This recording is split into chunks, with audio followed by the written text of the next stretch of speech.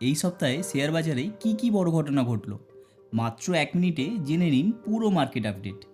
এই সপ্তাহে ভারতীয় শেয়ার বাজারে বড়সড় চাপ দেখা গেছে।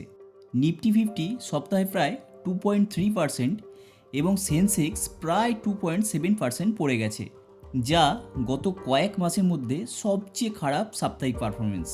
এর প্রধান কারণ ছিল মধ্যপ্রাচ্যের উত্তেজনার জেরে ব্রেন্ট ক্রুড অয়েলের দাম $100 ওপরে চলে যাওয়া। পাশাপাশি বিদেশি বিনিয়োগকারীদের ধারাবাহিক বিক্রি বাজারে আরও চাপ সৃষ্টি করছে। ব্যাংকিং সেক্টরেও বড় ধাক্কা লেগেছে।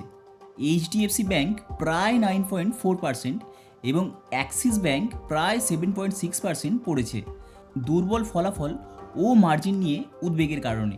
অন্যদিকে বাজাজ অটো এবং নেসলে ইন্ডিয়া ভালো কোয়ার্টারলি ফলাফলের কারণে ইতিবাচক পারফর্ম করছে। আগামী সপ্তাহে নজর থাকবে তেলের দাম, বিদেশি বিনিয়োগকারীদের কার্যকলাপ এবং বড় কোম্পানিগুলোর ফলাফলের দিকে।